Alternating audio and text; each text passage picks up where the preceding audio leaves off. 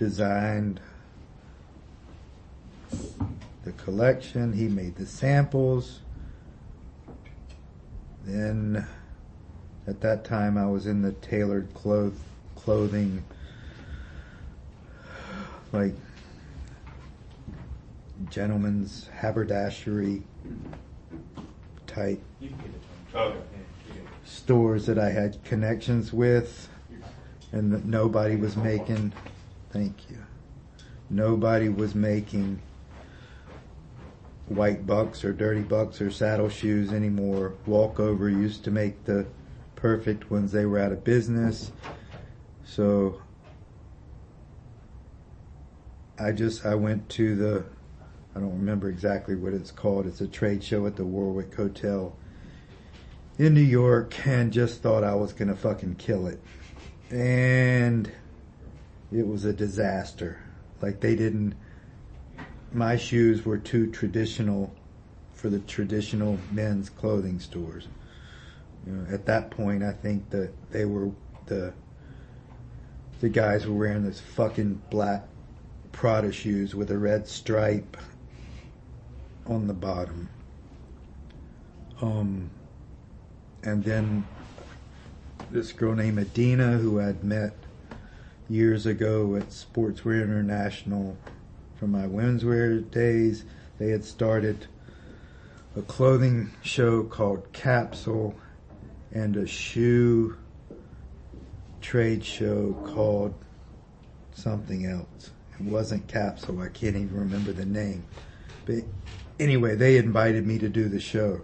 I think the first one was in Vegas, and that's when it really started. So it was like traditional shoes, but all these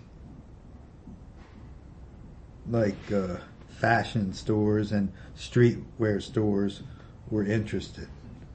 So that's where it kind of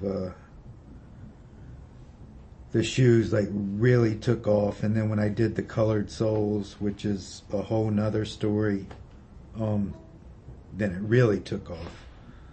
Then I did the colored soles. I get tired of that, so I started camo and fucking around with colors and whatever. And I'd sworn now I was not going to make clothes anymore.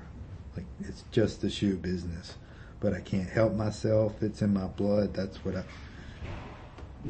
I just like to make stuff. So, maybe that's when Brooks Brothers was making the shirts and ties, but then I I'd found this